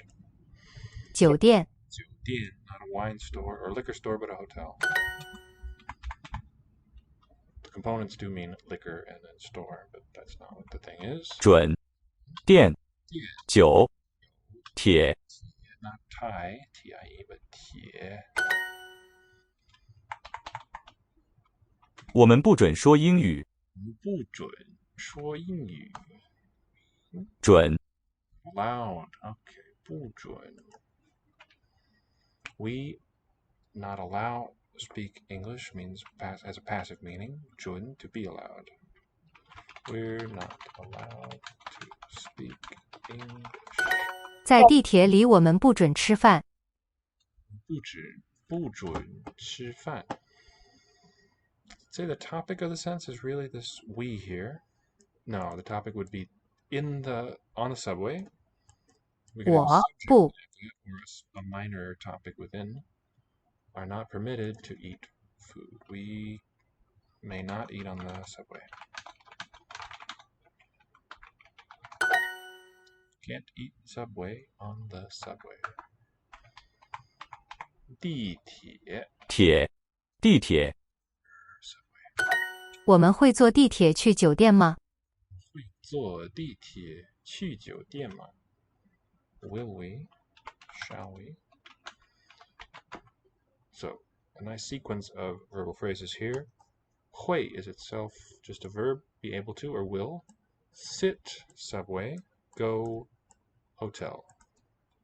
We could say take the subway to the hotel. Or go to the hotel by subway. They'll have that meaning. Take the subway to. So you can translate 去 as a preposition, or you can translate 坐 as a preposition.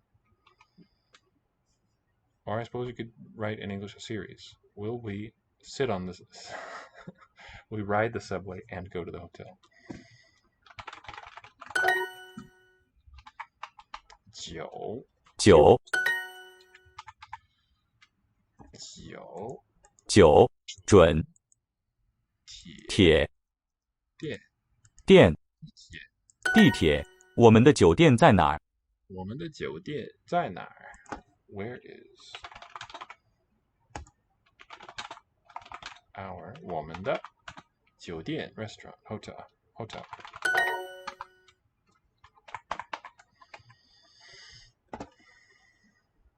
店酒地铁地铁铁地铁酒准。我的医生说我不准吃糖。我的医生说我不准吃糖。 My doctor says I'm not allowed to eat sugar or candy. Doctor says I can't have sugar. I'll say.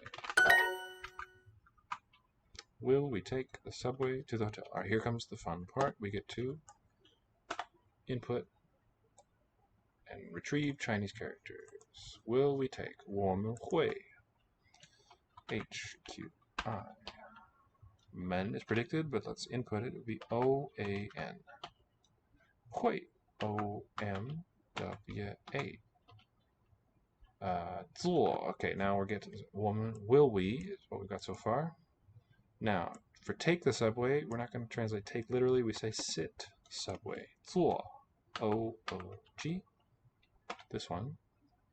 地铁 so GPD. 铁 CJIG. And then we say go hotel 去 GI. 酒 EMCW. 店 IYR. 我们会坐地铁去酒店. What am I missing? 吗 Or we could say 会不会. Let's put a ma at the end. That is RSQF. And then we're going to simplify. A lot's going to change. These two. This is going to change. And the final one. There we go. 我们会坐地铁去酒店吗？我们会坐地铁去酒店吗？ I feel like I put the very same thing. 我们会坐地铁 Wonder what he doesn't like. He does not like to take the subway. I guess I'll just click the old things. 他 he does not like 不喜欢坐地铁。 Will we take 我们会我们会坐地铁去酒店吗？ Not quite. Let me know if we made some progress there. And let's return to Portuguese.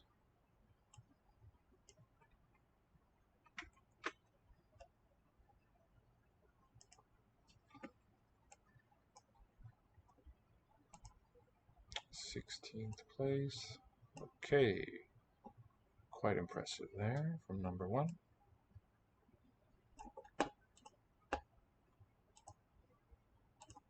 Ele ajuda. Ele ajuda.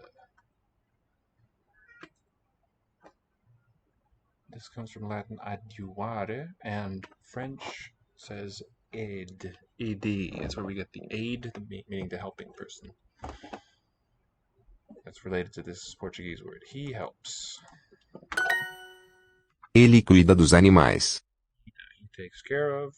Oh, dos also says of. He cares of the animals. He takes care of the animals. Animal, singular. Animais. So both involving diphthongs. No L is heard. He takes care. O cachorro ajuda o homem. O cachorro ajuda o homem. O homem. O cachorro ajuda o homem. The dog helps the homie. O cachorro ajuda o homem. Ele espera a mulher. Espera. Is that expects, waits for, hopes for? Espera. Waits. Literally hopes, historically. Our word expect means look out for. This e is not a prefix. It's there to make the S pronounceable. Ele, he, waits for. Espera is a transitive one. Espera. Ele espera a mulher. Single R is a r, the tongue tip, and the double R is a h, not using the tongue. He waits for the woman. Eles gostam de maçãs. Means they like apples. They have flavor from apples or something. They have delight from it. Here's the basic preposition without an article there. Ele cuida dos animais. Ele cuida dos animais. He takes care of the animal. Eu encontro o cachorro. Eu encontro o cachorro. I meet, encounter the dog. Levi, what meaningful bits do you recognize in encontro? Meet the dog.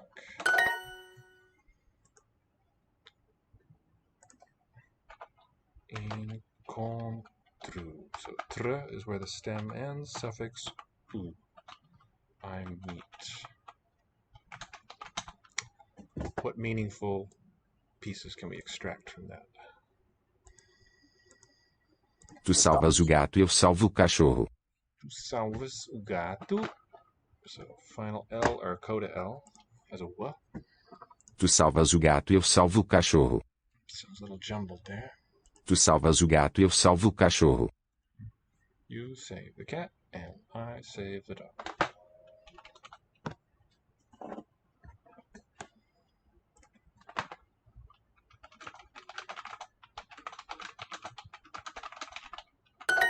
Quem cuida da comida. Encontrar, oh, first singular for sure. Yeah, the ending is well understood. How about, I'm more interested in this stem part. I see 3. What do you extract from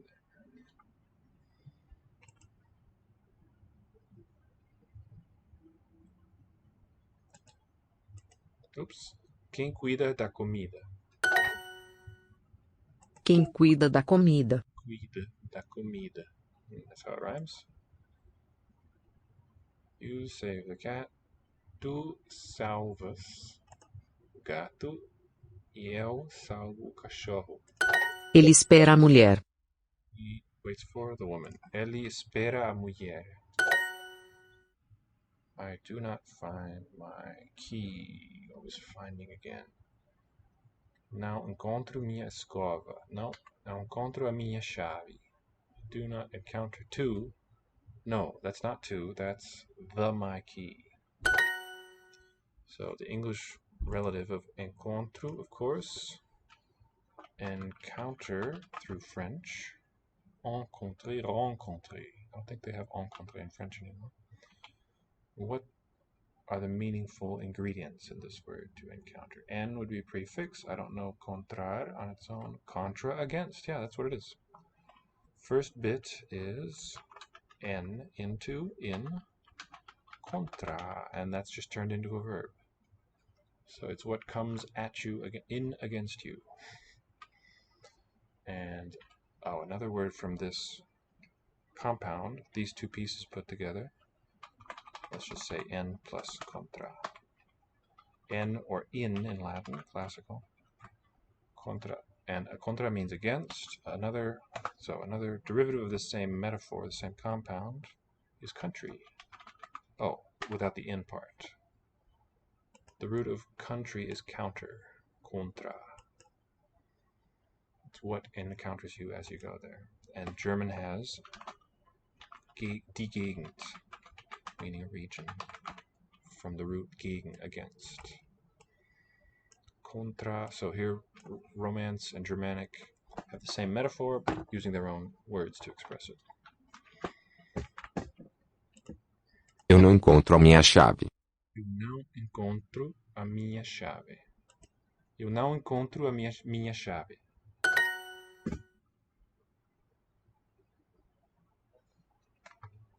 The girl waits for lunch. A menina espera at lunch. O almoço.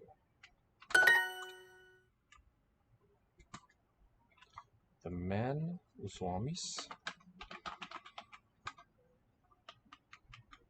they like wine. Gostam. Gustar, right? Gostam. Spelling. Like G. Vinho. Homens. Okay, spelled NS. How cool. Assimilates there. Vinho is palatalized. Wonder why. Do you like? Vocês gostam de cenoura? cenoura?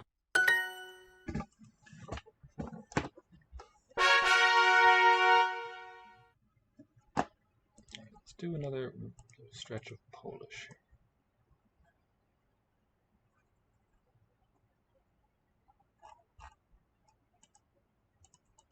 Mam dzieci. Mam, I have. And then dzieci, plural, children. Dzieci. So the I is kind of doing Dzieci. part of the diphthong, and it's also Dzieci. z. You are a boy. Jesteś. Boy is. Jesteś. Looks like one on there. Jesteś chłopcem. Chłopcem. Chłopiec chłopcem. Ty masz dziecko. Masz Ty masz dziecko. Ty masz dziecko. Do you have children? That's interesting. Jesteś has a palatal S. Esh. Masz, you have, has a retroflex. What's going on there? Dziecko. Oh, a child. Okay, ko. Look at that. Ko, like Japanese for child. Dziecko. Ty Oh, and masz dziecko. singular. Dzieci, right? Ty You. Thou. Os homens gostam de vinho. Gvarim. Yeah, gvarim ohevim yain. Agree. So in Hebrew it's also transitive like English, but the G makes it an intransitive construction. Gostar in Portuguese is an intransitive verb, I think. Ty. One mają dzieci. One, is that they feminine? One mają dzieci. They have children. Mają dzieci. They are eating. One. Yeah. What's that? And cookies was ciasteczka. Ciasteczka. Ciasteczka. And that's the plural form. Jedzą. Where does the z come from?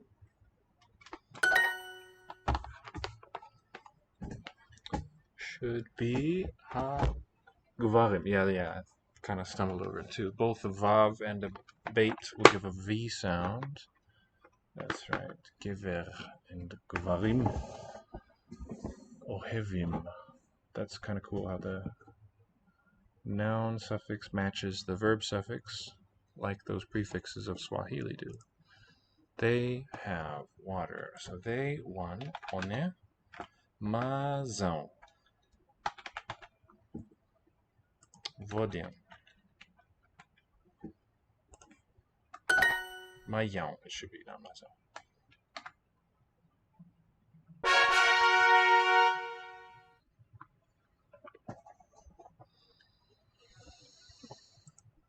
Ty lubisz mleko, ja lubię wodę.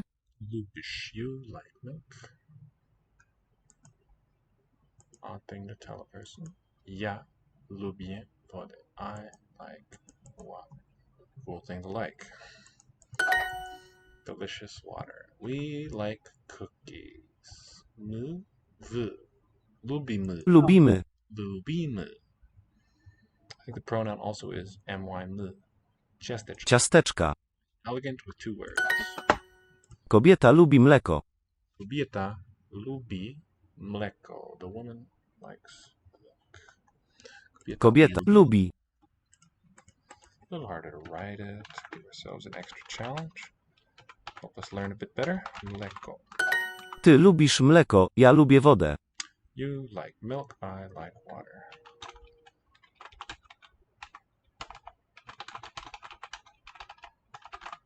Ty lubisz mleko, ja lubię wodę. Ty lubisz mleko, ja lubię wodę. Ja lubię wodę.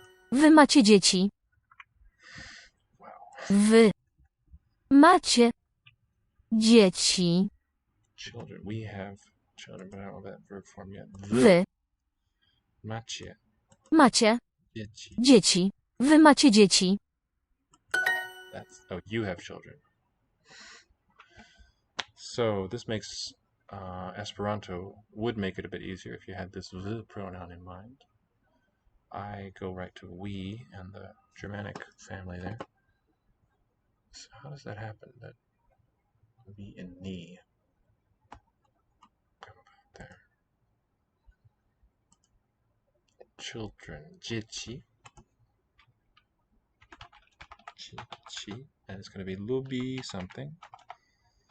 That like you lubią. Okay. Mleko. Oh, and I think we're not seeing a specifically. Zamenhof was Polish, as Levi rightly points out. Lubią. Mleko doesn't seem to have a different. Of course, we don't see it as a subject. This is an odd-looking accusative until you remember that this is probably a neuter noun. At least, so it would seem to my eyes. The boy likes milk. Boy is chłopiec if it's the subject, which it is here. Lubi with no ending. And mleko.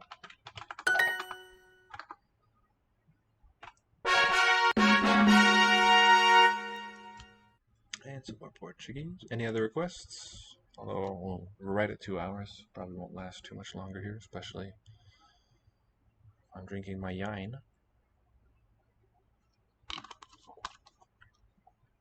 Wine. Oh, you know what? Let's do Yiddish. Neglected that the last time or two. The newest course here on the app.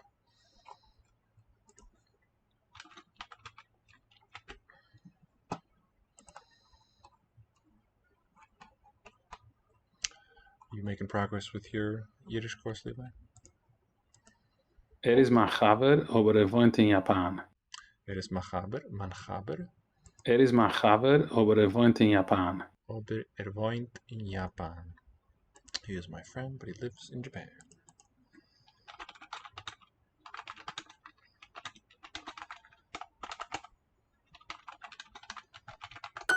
De kat is Dana. Katz is dan. Right. So the question remains: when do we get suffixes on these dan, man? When don't we? So after the noun, we see it's there with the feminine katz. The katz. De kat is Dana. The cat is yours. Cyril komt van Australië. Cyril. Komt van. Is it Finn? Cyril komt van Australië. Komt van Australië. Komt van.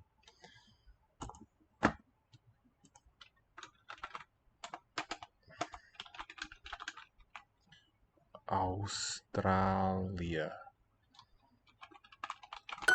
Verwoes zoekt ze dus? Verwoes zoekt. Okay, with the voicing. Zoekt sie dus. Verwoes zoekt sie dus. Verwoes zoekt ze dus? Why does she say that? De bloem is mana. The bloem. The flower. Don't have to do it because I can watch you. Doing Hindi today. Cool. And the German placement, good. Yeah, whatever we do, it's all enlightening.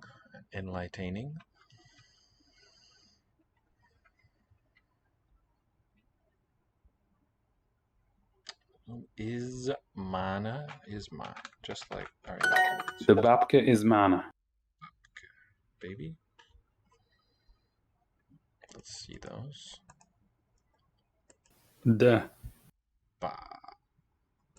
babke is mine. The babka is mine. Qu'est-ce que c'est babka?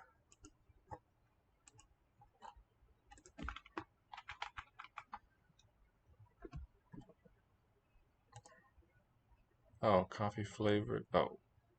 coffee cake flavored with orange rind, rum, almonds, raisins. Yum. Babka baba rum-soaked cake from a Slavic language. Yum yum.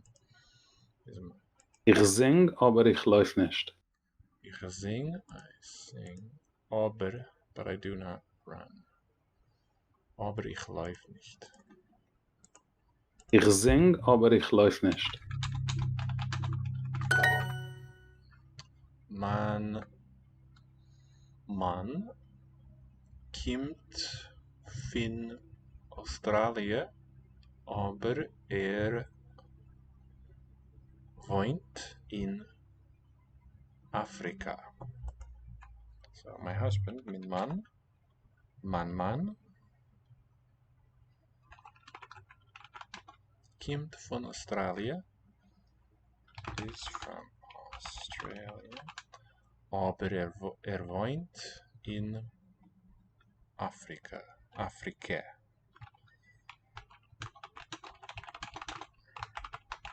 Is de gitaar Dana, Tsimana? See. We saw it marking a yes/no question earlier in Polish. Here's to signal or. Is de gitaar Dana, Tsimana? Is the guitar yours or mine? No. Ich hab mein beer. No, what's that? Bar. Hosti. Dana. What's bar? Pear. Bar. I have my pear. Do you have yours?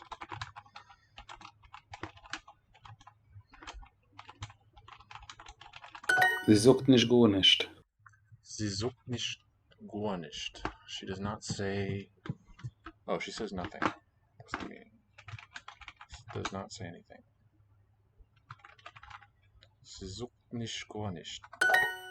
Was sucht Was sucht What does he say? This got inversion for a question, not a yes/no one. What does he say?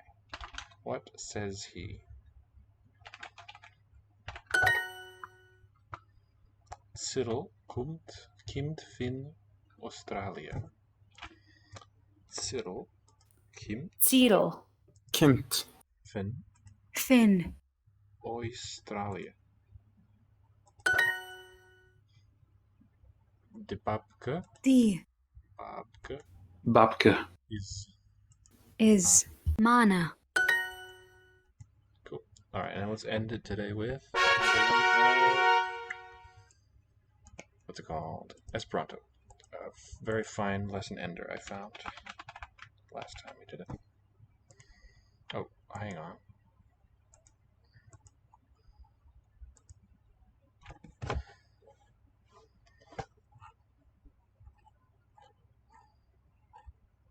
Arts.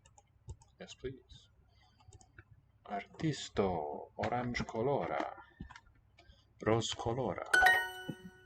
Nice compound words that we see here. Artist. Viol colora. La floro estas blanca, flava, kaj rozkolora. So I think this recording yesterday had a blanca, nasal N, velar K. Blanca. Alveolar N. La floro estas blanca, flava, kaj rozkolora. But here I hear an eng. Blanca, the flower.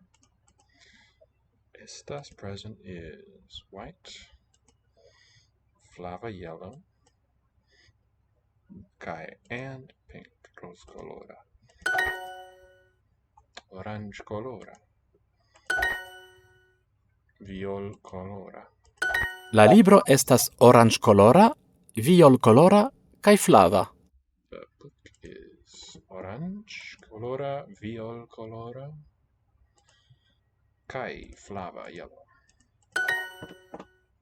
So it's a bit reminiscent of Korean, the way some of the terms have a noun for color, others don't. Flava. La folioj de la arboj estas flavaj, ruĝaj kaj oranĝkoloraj. Ruĝaj. French there. The leaves of the tree. Here's a case, Levi. That weirdness that we saw yesterday. De, governed by a preposition. De. La arboi. Not marked as an object. N only for the object of a verb, not the object of a preposition. The leaves. De la arboi, of the trees. Plural. Estas, present tense, are. Flavai, ruĝaj kaj oranĝkoloraj. Yellow, orange, and red. The leaves of the trees are yellow, red, and orange. Kiu pentris la bildon de ŝia onklino? Pentris. That's a past tense verb. La bildon de ŝia onklino, of ŝia, her, right, making it an adjective. Ŝia. Onklino and la bildon. Pentris will be paint. So who, even though it's a noun ending in u, not o. Who painted la bildon, the picture? So this one from French, from the Latin pig root of painting, pigment. But bildo from German. De, the picture of ŝia onklino, her aunt. La floro estas rozkolora. It's not an object and it's not a noun. Gotta be ending in a. Mi bezonas grandajn kadrojn por miaj pentraĵoj. Pentraĵoj for my paintings. That's kind of cool. Paintings, yeah. Mi bezonas, I need. Grandajn kadrojn, big frames. The root here is quadri, like squared. The root 4 there. For my paintings. Kial tiu grandega pentraĵo ne havas kadron? Kiel tiu grandega Kial tiu grandega pentraĵo ne havas kadron? Ne havas, don't have a frame. Kiel tio? Tiu. Why? Oh, grandega is an adjective. Okay, tiu that. Why does that? Grandega. Huge. Is this an augmentative or like an intensifying suffix? Granda. I think the basic one, so egg would be the shape of the suffix. Egg-shaped. Is that huge painting, pentraĵo? Ne havas. Why does it not have kadron, a frame? Why does that huge painting not have a frame? Makes good sense. Mi bezonas grandajn kadrojn por miaj pentraĵoj. And mi bezonas grandajn kadrojn, right? Mi bezonas grandajn kadrojn por miaj pentraĵoj. Por miaj pentraĵoj, plural. Object of a preposition por, not marked with M. Mia patrino estas artisto kiu pentras pentraĵojn. Ah, very English-looking relative phrase here. So within the noun phrase headed by artist, extra information derived from full sentence. My mother, mia patrino, not my patron. Estas, present, is an artist. Kiu, who, pentras pentraĵojn, paints. Oh, but the word who we need. Who paints? Paintings. Who painted? Kiu pentris la bildon de ŝia onklino. La floro estas rozkolora. Pink.